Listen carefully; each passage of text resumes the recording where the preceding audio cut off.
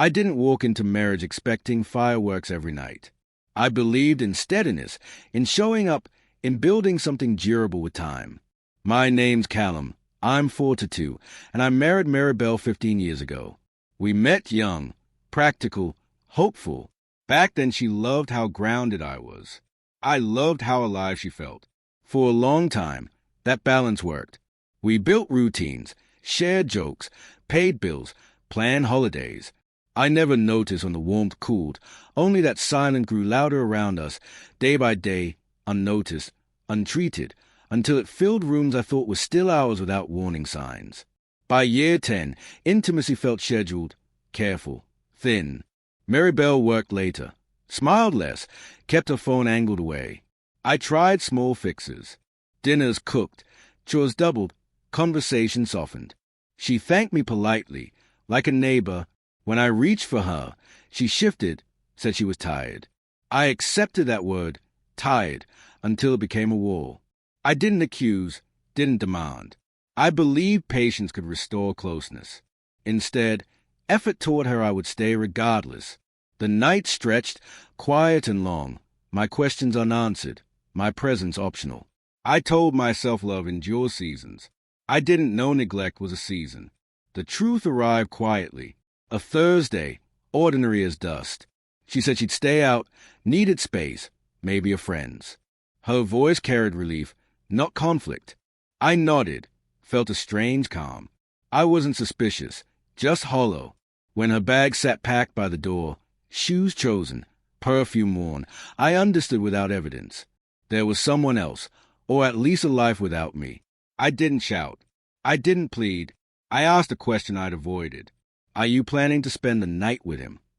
She froze, then shrugged. Silence answered me. I felt clarity settle, heavy and sharp. I stood. What changed everything was an anger. It was a sentence said evenly. I told her I wouldn't fund a life I wasn't part of. No threats, no drama. Just truth. If she chose elsewhere, she could choose independence. Her eyes searched, calculating. She expected noise, bargaining, fear. I gave none. I reminded her we shared accounts by habit, not entitlement. Tonight, I said, would define tomorrow. She scoffed, said I was cold. I smiled sadly. Cold was clarity after years of heat wasted. I watched certainty replace curiosity. She left, door clicking shut. My hands shook, not with doubt, but resolve. I sat alone, listening to the refrigerator hum. The quiet felt earned. I logged in, adjusted what was mine to adjust. Rent stayed paid. Utilities steady. Extras paused. Not punishment, alignment. Boundaries drawn at last. An hour passed. Then messages arrived, confused, urgent. She said she'd misunderstood. I replied simply, understanding grows with responsibility. Midnight came. She didn't. I slept yet unburdened. Morning light found me changed. I made coffee, planned my day, called a lawyer named Rowan Pierce. Calm steps followed. I wasn't cruel. I was consistent. Love without reciprocity isn't virtue. It's erasure. I chose presence, not hope. By afternoon, her sister called, then a friend I barely knew. Concern turned sharp. I listened, repeated my line. Choices of consequences. She arrived finally, eyes red, confidence gone. She said staying out was a mistake. I agreed. The mistake was assuming I would absorb it. We talked plainly. I wouldn't police her, and she wouldn't rely on me. Freedom works both ways. She asked if there was someone else. I said no. This was about dignity. I watched her understand I meant it. She left smaller. I closed the door. The house exhaled. I did, too. Everything felt final. Weeks passed. The story she told others painted me harsh. I let it. Truth doesn't chase applause. I focus on work, on lifting weights, on dinners with friends named Everett and Miles. I slept deeper. I learned the cost of silence as yourself. Maribel sent messages, careful, nostalgic. I responded sparingly. Hope is expensive when borrowed. I missed the woman she was, not the reality she chose. Acceptance arrived without celebration. Just breath returning to lungs. I didn't win. I stopped losing. That shift changed everything important. The future opened. Enough light to walk. Enough ground to stand. Alone. Intact. Looking back, the power wasn't in words, but timing.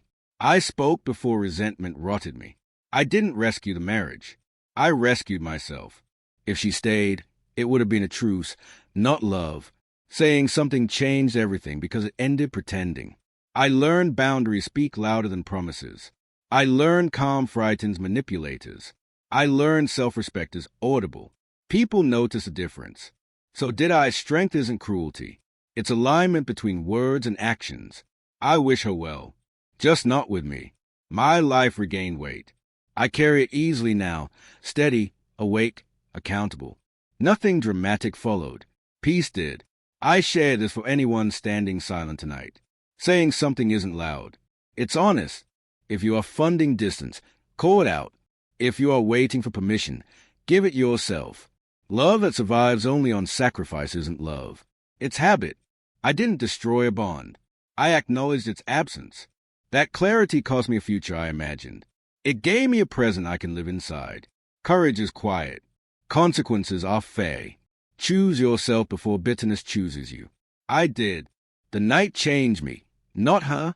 That was enough.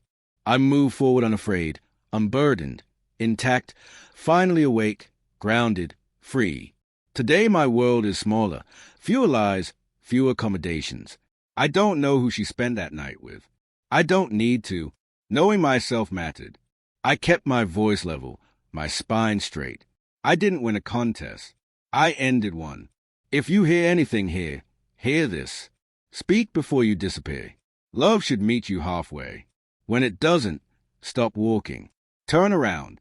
Choose a life that chooses you back. That night taught me courage can be gentle. It can sound like one sentence. It can change everything. I walked away steady. The future waited. I stepped into it.